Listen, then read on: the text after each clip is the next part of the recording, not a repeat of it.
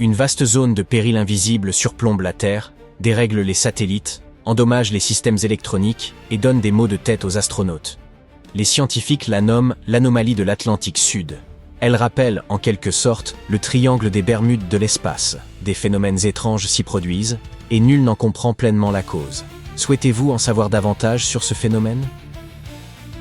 La Terre possède un champ magnétique, véritable bouclier invisible qui nous protège des radiations solaires. Nous y reviendrons plus tard. Or, au-dessus d'une région précise, juste au-dessus de l'Atlantique Sud, ce bouclier s'affaiblit de façon inhabituelle. Il s'étend sur l'Amérique du Sud et une partie de l'Afrique, formant une sorte de zone magnétique vulnérable. Ce point faible représente un sérieux danger pour tout engin qui y circule. Lorsque les satellites le traversent, leurs systèmes peuvent se dérégler. Les ordinateurs se figent, les données se brouillent et, parfois, des instruments entiers cessent de fonctionner. En somme, l'équivalent spatial d'un téléphone qui se bloque au pire moment. Les astronautes doivent aussi redoubler de prudence dans cette région. Quand la Station spatiale internationale traverse l'anomalie, les niveaux de radiation augmentent. Ce n'est pas suffisant pour être mortel, mais c'est loin d'être agréable, et l'équipement peut subir de lourds dommages. Personne ne sait encore exactement ce qui se produit, mais les chercheurs estiment que cette anomalie pourrait révéler un déplacement du champ magnétique terrestre. Si tel est le cas, cela annoncerait des changements majeurs pour l'avenir, et ce pour nous tous. Vous comprenez, l'anomalie de l'Atlantique Sud trouve son origine dans les profondeurs en fusion de la Terre. Loin sous la surface, le noyau et le manteau sont en perpétuel mouvement, se déplaçant et se heurtant continuellement. Le noyau externe forme un océan tourbillonnant de métal liquide, tandis que le manteau supérieur est constitué de roches solides et brûlantes. Sous l'Afrique, rien ne vient tempérer cette chaleur, ce qui engendre une instabilité du champ magnétique au-dessus. En revanche, en Amérique du Sud, la plaque de Nazca entraîne roches et débris vers le noyau, refroidissant ainsi la région et stabilisant le champ.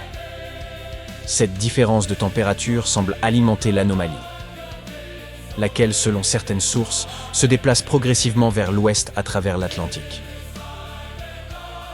Le champ magnétique terrestre nous protège des radiations spatiales dangereuses, des vents solaires puissants et des variations extrêmes de température, tout en préservant l'équilibre de notre atmosphère. Or, sur des millions d'années, les pôles magnétiques se sont inversés. Lors de ces inversions, le nord devient sud et le sud devient nord, et le champ peut s'affaiblir temporairement. Certains scientifiques ont émis l'hypothèse que l'anomalie de l'Atlantique Sud pourrait constituer un signal précurseur d'une inversion magnétique complète. Cela pourrait représenter un risque pour l'humanité, mais nous y reviendrons plus tard. La bonne nouvelle réside dans la lenteur de ce phénomène.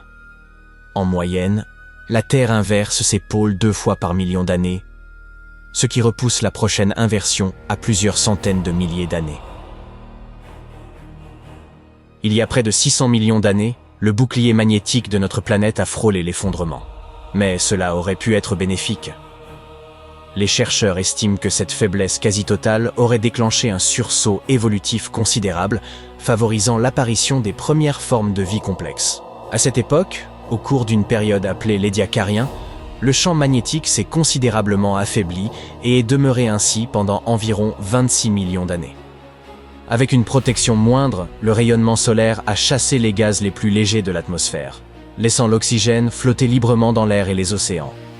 Cet oxygène a permis aux premiers organismes multicellulaires respirant l'oxygène de faire leur apparition. Il s'agissait de créatures étranges et molles, à peine comparables aux animaux actuels. Certaines prenaient la forme de disques, de palmes ou d'éventails informes, dépassant parfois 1 mètre de longueur. Parmi elles se trouvait l'un des plus anciens animaux connus, Dickinsonia, qui présente un aspect étonnamment harmonieux. Mais comment savons-nous tout cela ? Grâce aux roches, véritables capsules temporelles. De minuscules cristaux qu'elles contiennent conservent la force du champ magnétique telle qu'elle était il y a des centaines de milliers d'années. Par exemple, certains cristaux du sud du Brésil ont révélé qu'il y a 591 millions d'années, le champ magnétique terrestre était 30 fois plus faible qu'actuellement. Des roches d'Afrique du Sud, vieilles de 2 milliards d'années, ont quant à elles montré que le champ était alors à pleine puissance. Explorons un peu plus profondément. Sous nos pieds se situe le noyau interne de la Terre, que l'on imagine habituellement comme une sphère parfaitement solide. Pourtant, de récentes recherches suggèrent qu'il pourrait modifier sa forme. Au cours des 20 dernières années, certaines zones de ce noyau interne se seraient gonflées ou enfoncées de plus de 90 mètres, l'équivalent d'un gratte-ciel surgissant ou s'enfonçant profondément à l'intérieur de la planète. Ce noyau tourne indépendamment du noyau externe liquide, générant le champ magnétique qui nous protège des radiations solaires nocives. La magnétosphère est absolument indispensable. Sans elle, la Terre perdrait progressivement son atmosphère, l'eau s'évaporerait et la vie telle que nous la connaissons ne pourrait subsister. Elle assure, en réalité, le maintien de la planète en vie. Sans cette protection, notre Terre pourrait se transformer en une Mars aride, qui a perdu son champ magnétique il y a des milliards d'années, emportant avec lui presque toute son atmosphère. Mais pourquoi le noyau interne de notre planète se déforme-t-il ? Cela se produit probablement à l'endroit où le noyau interne solide rencontre le noyau externe liquide extrêmement chaud. Le métal en fusion circule autour, et combiné aux effets d'un champ gravitationnel irrégulier, il déforme vraisemblablement ses contours. Les chercheurs ne peuvent pas forer jusqu'au noyau pour vérifier cette hypothèse. Il se situe à environ 5200 km de profondeur. Mais ils observent les ondes générées par les séismes lorsqu'elles traversent la Terre. En mesurant comment ces ondes se courbent, ralentissent ou accélèrent, ils peuvent déduire la composition et les mouvements du noyau interne. C'est ainsi qu'ils savent que celui-ci croît lentement, solidifiant couche après couche le noyau externe liquide. Rassurez-vous, il faudra des milliards d'années pour qu'il se solidifie entièrement, et d'ici là, la vie sur Terre aura probablement déjà disparu, le Soleil engloutissant la planète bien avant que ce processus ne s'achève. Revenons au sujet qui, je le parie, vous préoccupe le plus. Que se passerait-il si le champ magnétique terrestre disparaissait subitement ? La planète serait alors frappée par une tempête de particules chargées en provenance du Soleil.